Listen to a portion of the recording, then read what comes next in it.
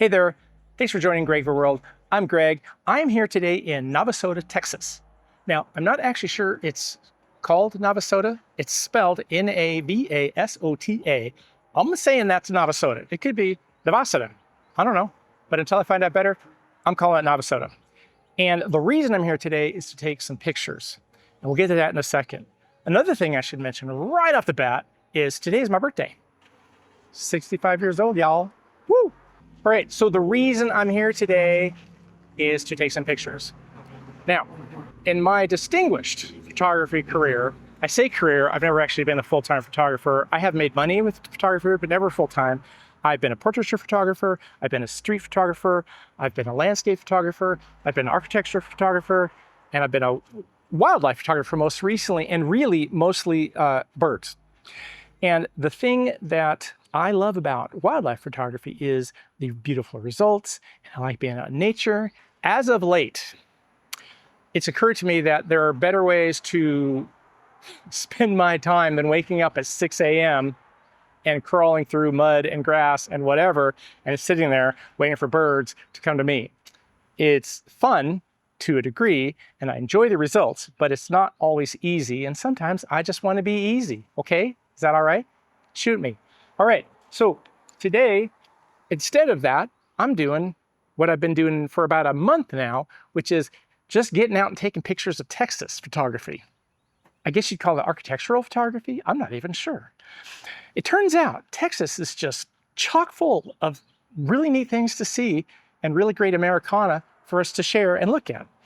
I think I'm in the right place, hopefully, and at the right time with light, that I can get some good shots with my trusty Canon 6D and my Sigma 14mm lens, which is not particularly fast. I think it's like 2 points. I don't even know. I can't see without my readers. It doesn't really matter. Do you guys care? Some of you probably care, but for the life of me, I can't see 2.8. Anyway, the really neat thing about this lens is when you look at it, you can see your feet and the sky at the same time. Pretty cool lens. And I really enjoy it for taking pictures of structures and getting really close and really get in there and make it big and stupid. And, you know, it's a fisheye lens, so it does the little wrappy thing on the end, and I don't care. I don't care. I'm not doing the stupid, what do you call the lenses that move a certain way so it straightens out the curves? Who cares about that? I don't care about that. Today it is now 6:30 and the sun will be going in about 2 hours. So I got about 2 hours to mill around, take some decent shots in not super hot weather. Today is late June, very warm. And so I don't have a whole lot of time. But the reason I pulled over here before I even got into downtown is I saw a sign that says $2.17 for a gallon of regular unleaded gasoline. How long ago was that? It's a dilapidated gas station, who the remains of is only a roof now, and a convenient place to park my car in the shade. Anyway, I want to get a shot of that fire truck across the way, if they'll let me, and I want to get a shot of that, and I want to get a shot of this, and then we're going to go downtown. As per normal, I don't really know much going into a place. I purposely don't really investigate things or research things much because I enjoy the discovery, and I think you probably enjoy the mutual discovery we have, you know, together when we go to a new place, checking it out. One, I want to just get over here and get a shot of this area, and then I want to go see if they'll let me take a shot of that fire truck. So let's do that now. Okay, just to give you an idea of the lens, like, let's say I'm standing right here. I'm about 40 feet from the car. That was just to give you an idea of what this lens does. Now, let's go across the street. Don't go anywhere.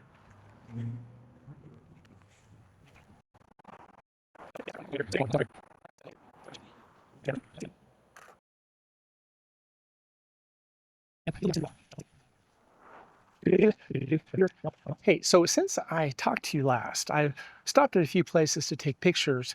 One was this beautiful home just off the main road here. And I had an opportunity to speak with some of the locals. One of them is actually a member of, one of two members of Chamber of Commerce. That's how big this city is. And they did point out, one, that it is pronounced Navasota. And they're building a bed and breakfast over there out of just this gorgeous home from 1895. It's just a home, you know, 100-year-old home. 100 years, geez, 100 and some odd years. Oh, that's a mockingbird. Anyway, so, oh, now see, I parked thinking I was sort of downtown, but now I realize I'm not. But I am at the old, what is this? I guess I'm assuming this is the Chamber of Commerce or the City Hall. I don't know. Yeah, City Hall. Judging by that enormous sign up there, yeah, it's City Hall. All right. So let's take a, well, there's not much really. City Hall is a little too new and fancy. It's not got no character yet. Except I can't take a picture of this dude. He looks like he wants his picture taken.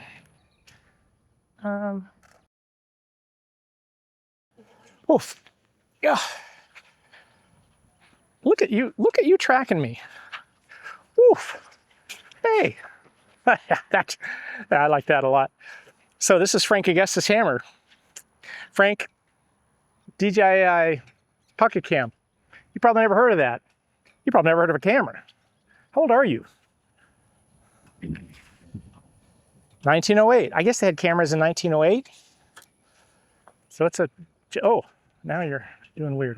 How come you're not coming back to me? Okay. Hey now. You did that. Ah, I figured my camera out. All right. Thank you, Frank Augustus. So now let's get back in the car real quick and drive somewhere where I think I can actually walk around. I might be right around the corner. I don't know, because I've never really been here before. Hey there, Greg from the future and Charlie, and we want to talk a little bit about Navasota. Never, ever have I walked into a place so unaware of its checkered history as Navasota, Texas. I thought it was just a cute little town to take pictures, and that it is, but it has a whole history that bears repeating to anyone that hasn't heard it. I guess I expect everyone in this area already knows about this history. I did not. Let's start now.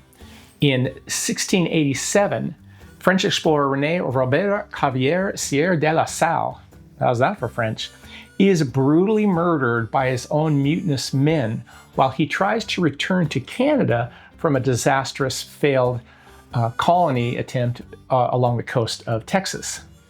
That was the statue that I jumped out of the car to take a picture of that I didn't know anything about, but you can tell he's a French dude just by the way he was, you know. Anyway, 1854, the naming of Navasota. The settlement originally known as Hollandale is officially named Navasota when a post office is established. I guess that's what it takes to go from a settlement to a town, post office. The name is derived from a Native American word believed to mean either muddy waters or prickly pear. Apparently, the jury's still out on that and they don't really know. Late 1850s, the railroad boom.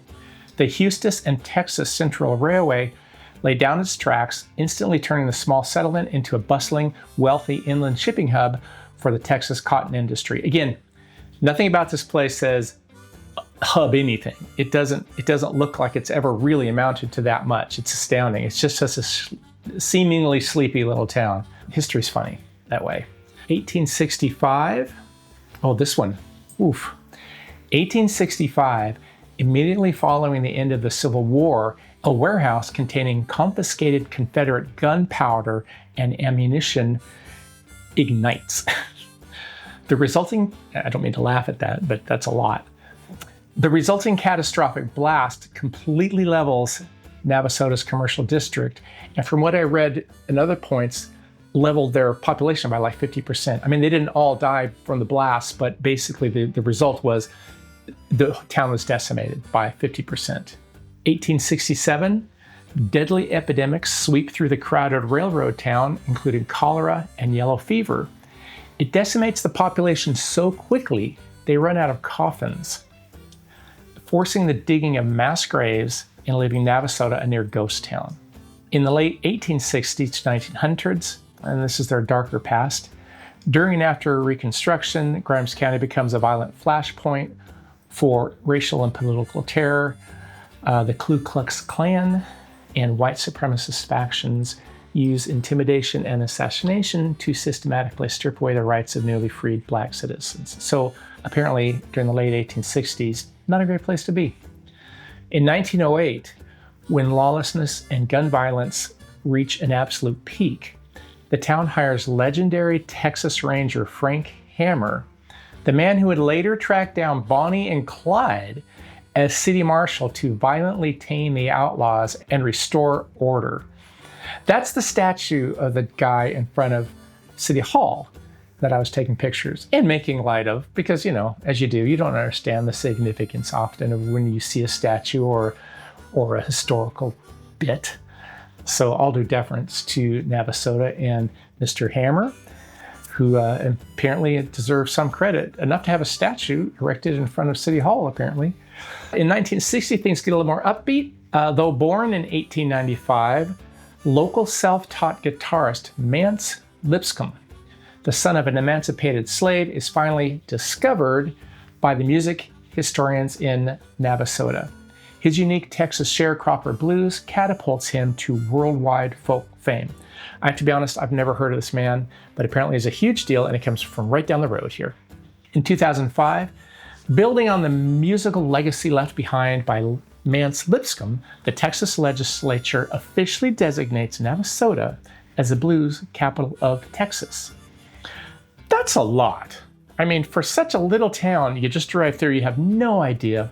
Just goes to show, you never know. So now's as good a time as any to mention that I don't know how I've done this, I lost footage from the time I was at City Hall to the time I was at the church, which is coming up in this video. Quite a bit of milling around downtown was completely lost. And when I say lost, apparently it was just stupid old man stuff, because the file numbering from the file that I wanted to the next file is sequential. So there's no actual lost footage. Apparently I didn't actually hit the record button on my new fancy camera that my wife got me for my birthday, which, by the way, I love, and it was utterly to user error, and I highly recommend this camera. Anyway, so that's sad, because milling around the main street of downtown, I don't know if it's actually called Main Street, but it's the main drag of downtown, was really cool. They have a lot of really cool buildings. I have the pictures that I took, and I got a really cool shot of a train and a really cool shot of an old, I think it was a Pontiac, 30s, 40s Pontiac driving by. I met a really nice lady who I got a shot of. I show that here. And, you know, it just milling around. And I was very sad when I got home and realized I just had none of that footage, because I'm a stupid old man and apparently didn't push record. Anyway, I got what I got, and let's get back to it. Okay, whilst driving for a drone spot, I came across this church, and I want to get a shot of it. And the light would have been great. No clouds. Ugh. Okay, let's do it anyway. It's a good looking church, right? I mean, can we agree that's a good looking church and it deserves to have a picture taken of it? Now, this is a great composition, I personally think so. Let's see. I think this is a good composition. Let's see what you say when you see the picture. Because until then, you're just guessing. We're all just guessing. All right. Let's walk around and see what we got. Let's see now. Oh, beautiful. Oh, my word. I mean, come on, look at this thing. Let's get a shot of that. So Mike, is this another church? It can't be. No, this is some kind of old house. Engine. Okay, this is a trick I like. That's a fun. Let's get it through the old gate with a bunch of ivy shot on it.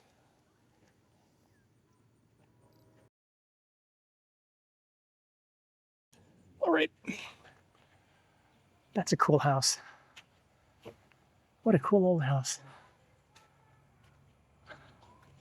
Jesus Christ. Okay. When you see a bunch of churches, like I'm not kidding, there's a church there, there's a church there, there's a church there. Each one is within 100 yards of me. I suppose, Jesus Christ, it's a lot of churches, could be considered an appropriate and inappropriate thing to say in such a situation, but that's the one I use, so let's go with it. Now I gotta go get a picture of that church. Okay, so the thing about this church is, don't get hit by a car. I'm just losing it though. I can't even get that, oh dang it. It's got a gorgeous sky, so I'm gonna try and just get a safety shot before I run over there. But the sun's coming down. It was just a second ago much better coming through that tree. Well, now it's not there at all. God, I just totally lost that shot. Rats. Come back a ways, it'll work. This lens doesn't really allow for that. And also there's a ton of telephone wires in the way. So we'll just try this. See if we get blinkies. Never underestimate the power of a great sky. I mean, pictures are made and broken by sky. Let's go out to the main street. I think it's called Main Street. We're in Church. Of course the street's called Church. It has 3 churches on it. I like this town. It's fun. Oh, what does that do? I feel like I should get a picture of that. Okay, there's a statue here. I'm going to go take a picture of it. I'll be right back. Don't go anywhere, okay? Could you just hold on a second? Just hold on a second. It's not going to kill you. At least to Betsy's. Well, the sun has set on this little berg, and now so must I. Okay, that didn't make sense because I'm not going to set. I'm not going to sit on it. I'm not going to sit on it. I mean, you know, I'm going home because my wife made enchiladas, and it's 8:30, and it's going to take me 30 minutes to get home. So my comments about, where am I? Navasota? Nice little town. People here are just, I spoke to about 5 people, and I swear to God, I thought they were going to hand me the key to the city. Oh yeah, here, take my money. Do you want my wallet? I got a phone. You want my phone? People are just so friendly. Stop it. Oh my gosh. And it's a great little place. Thank you so much for joining me. I hope you see me next time. Oh, by the way, you know, if more of you would watch this, I could retire and do this full time. This could be what I do. You know, I'm 65 today. Did I mention that? And it would be nice if this is the thing I do, like all the time, like every day. Instead of desk work, desk work, desk work, get out for a day, desk work, desk work, desk work, get out for a day. So maybe you should like and subscribe for me. Maybe you should think about me. Maybe it's not all about you all the time. And you should like and subscribe for me. All right. Thanks for watching. I'll see you next time.